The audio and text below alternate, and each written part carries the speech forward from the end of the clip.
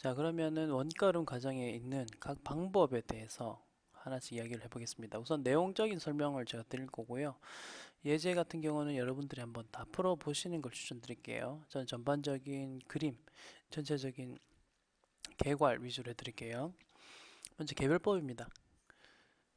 개별법의 경우에는 물건 들어온 게 팔린 거, 그리고 남은 거를 개별적으로 하나씩 다 하는 겁니다.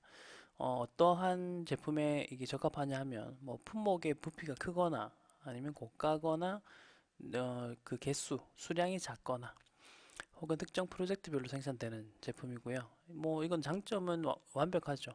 장부에 적혀 있는 원가 흐름과 실제의 재고자산의 흐름이 일치됩니다. 그래서 수익과 비용의 실제 대응이 된다는 건데 이제 이게 단점이 좀 있습니다. 뭐냐면 각 재고자산 품목을 일일이 다 식별한 다음에 뭐가 팔렸고 뭐가 기말에 남아 있는지를 다 식별을 해야 됩니다. 그래서 실무적으로는 사실은 좀 어려운 면이 있죠. 물론 요즘은 뭐 바코드라는 게 있기 때문에 그런 걸 일일이 다 찍어서 할 수도 있지만 모든 기업에서 그런 바코드와 관련된 장치나 이런 것들을 도입할 수가 없기 때문에 실무적으로는 좀 어려운 면이 있고, 그리고 판매하는 시점에 임의로 어, 재고자산 매입했던 가격이 싼 것을 먼저 팔았다라고 한다면 매출원가가 좀 낮게 책정이 되겠죠. 그런 방법을 통해서 이익 조작도 할 수 있는 것이고, 그리고 이제 상이한 시점이란 말은 우리가 아까 물건을 매입할 때 날짜가 다 달랐잖아요. 근데 공통원가라고 해서 보관비나 보험료나 뭐 운송비 혹은 매입 할인 것 같은 이런 금액들을 또 재고자산에 일일이 다 배분을 해야 되는데 그런 것들을 배분하기가 곤란하다는 단점이 있습니다. 자, 그럼 예제를 통해서 이 개별법 하에서 기말 재고자산이 어떤 식으로 계산을 할 수가 있는지를 볼 건데요. 먼저 티계정을 하나 그리고 기말 부분에다가 하나씩 적어보겠습니다. 지금 현재 기말 재고 수량이 200개가 있다고 합니다. 자, 근데 이 200개는 어떻게 이루어져 있는지 보았더니 5월 8일 날 구매했던 게 50개가 있고, 그 다음에 15일 날 구매한 게 50개, 그 다음에 23일 날 구매한 게 100개가 있다고 합니다.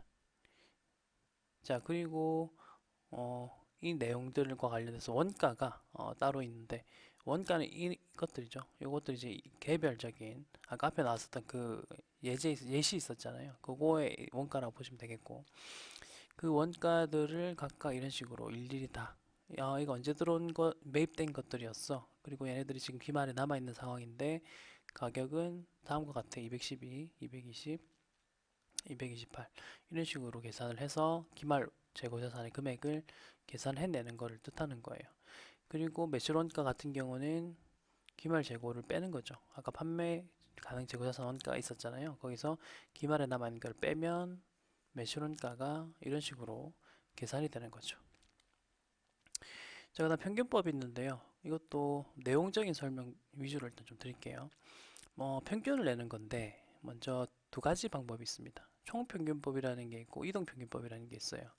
이것도 티 계정을 그려보시면 먼저 차변에 있는 게 판매 가능 금액이라 했잖아요. 이 판매 가능 금액에서 판매 가능 금액이 이제 나오겠죠. 총 합계 금액. 거기서 총 개수로 나눕니다. 그러면은 평균 단가 하나가 나올 거예요.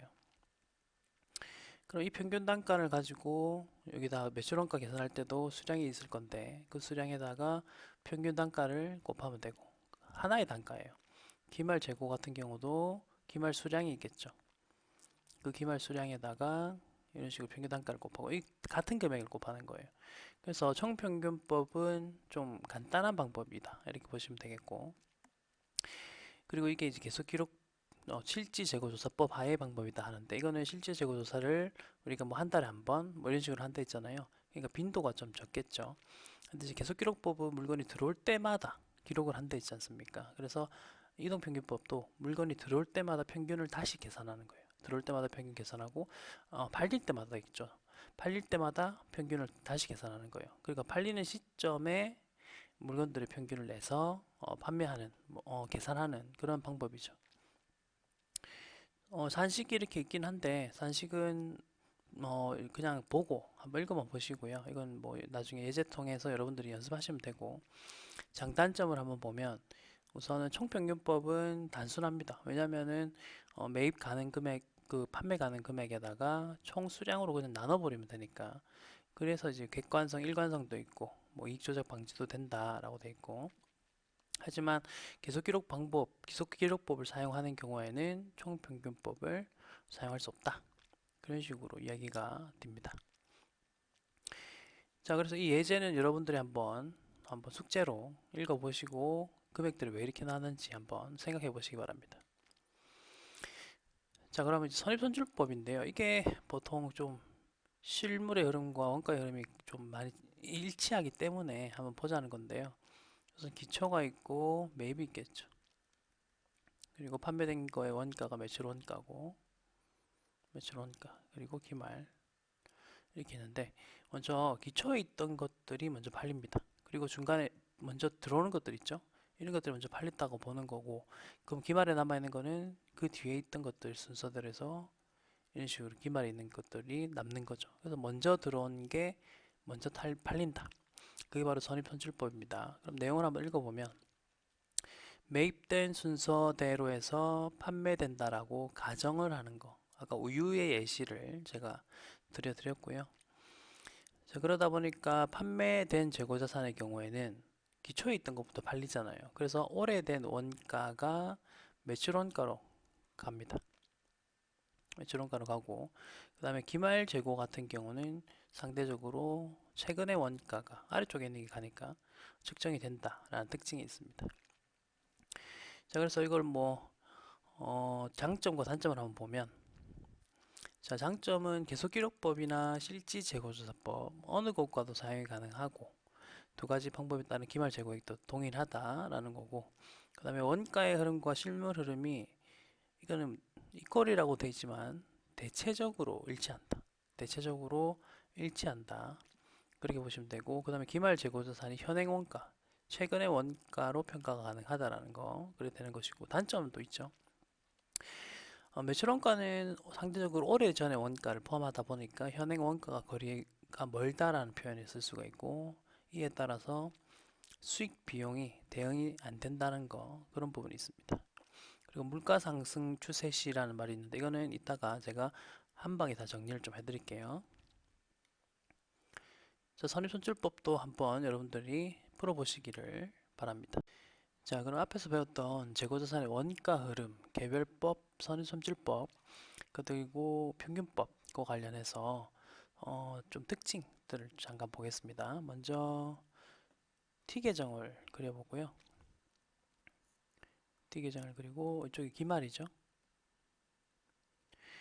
그리고 우리가 배웠던 게 개별법 있었고, 그 다음에 선입선출법 있었고, 그 다음 이동평균법, 총평균법이 있었습니다. 자, 우선 이것들의 특징 뭐냐면 물가가 상승한다 라는 가정이 있다면 각각의 방법에 따라서 이런 특징이 있어요. 먼저 제가 부등호를 그릴게요. 보시다시피 물가가 상승한다는 가정 하에서는 보통 개별법이 기말 재고자산이 가장 큽니다. 그리고 여러분 기말 재고자산과 매출 원가는 반대로 움직이잖아요. 이게 반대로 움직이니까 매출 원가의 경우 매출 원가 반대로 움직이고 그 다음 매출 원가 다음에 매출 총이익이 있죠. 매출 총이익 총이익 혹은 나머지 뭐 당기순이익도 마찬가지 당기순이익 매출 원가가 커질수록 이익은 작아지니까 이게 더 서로 반대 그 다음에 이게 최종적으로 자본 쪽 이익잉여금 쪽 이익잉여금은 매출 총이익과 같은 방향 이런 특징이 있거든요. 요거는 이제 뭐 시험 문제로도 나오는 거니까 여러분들이 암기를 하시면 되고 암기하는 방법을 먼저 하나 말씀을 드려보면 기말의 모양 보이시죠? 부등 왼쪽과 똑같죠? 물가가 상승할 때는 이렇게 그리고 나머지는 연동해서 여러분들이 기억을 하십시오. 그리고 만약에 물가가 하락한다면 모든 부등호는 반대로 움직입니다. 이런 식으로 그래서 이 방법대로 해서 암기를 좀 하시면 좋겠고 그 다음에 요 개별법의 기억 그 다음에 시옷 이응, 치읓이잖아요. 이게 가나다 순입니다. 그래서 이걸 가나다 순으로 먼저 나열을 하시고, 그리고 이걸 암기하시면 좀 더 수월하게 여러분들이 암기를 할 수가 있을 거예요. 그래서 이 방법대로 하시고, 요 그림을 하나 좀 따로 쓰신 다음에 이렇게 외워주시기 바랍니다. 자, 이제 저가법과 관련된 이야기가 나오는데 이것도 한번 그림을 그리면서, 항상 재고자산 할 때는 그림 그리시면서 하시는 게 좋아요.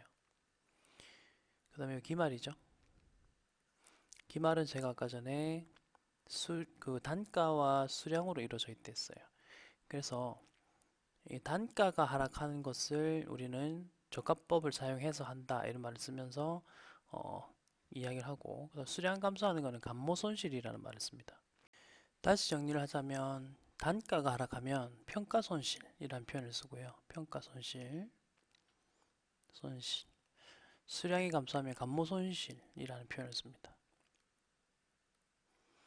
그래서 이 용어부터 좀 기억을 하시면 되고, 자, 그러면 이제 평가 손실과 관련된 부분을 이야기할 건데, 이때 저가법을 적용한다는 거고, 저가법이라는 말이 왜 나왔냐 하면, 우선 같이 하락하는 것부터 이야기해 볼게요. 단가가 한 개당 가격이 같이 하락하는 원인은 뭐 손상 혹은 진부화, 수요 감소 뭐 등등이 있는데, 이제 이럴 때 저가법을 써서 평가 손실을 인식을 하는 거고, 그 다음에 여기 보시면은 우리가 예측하는 지금 현재 기말 재고 자산의 가격이 원래 있던 재고 자산의 가격보다 낮아지면 평가 손실 인식을 합니다만, 기말 재고 자산의 가치가 높아지는 경우에는 따로 인식하지 않는다. 그러니까 저가 낮아졌을 때만 인식한다고 해서 저가법이라고 해요. 근데 이제 이거에 대한 비판 요소도 좀 있기 때문에 보시면 되고, 자, 그럼 기말 재고 자산의 공정 가치는 순실현 가치를 바탕으로 해서 측정을 하고,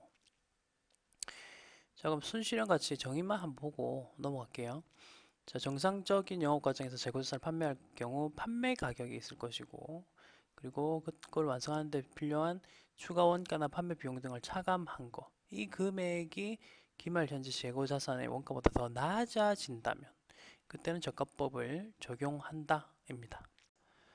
자, 그러면 저가법을 적용할 때는 뭐 여기서는 이제 세 가지 방법을 이야기를 할 수가 있는데, 항목별, 종목별, 총액 기준으로 한다는 게 있습니다. 우선 회계 기준에서는 1번과 2번만을 인정해주고 있습니다. 그래서 우선 항목별은 하나하나 모든 재고자산을 하나하나 다 원가와 공정가치를 비교해서 일일이 저가법을 적용하는 걸 말하는 거고, 종목은 유사한 것들끼리 묶어가지고 원가와 공정가치를 비교하는 것이죠.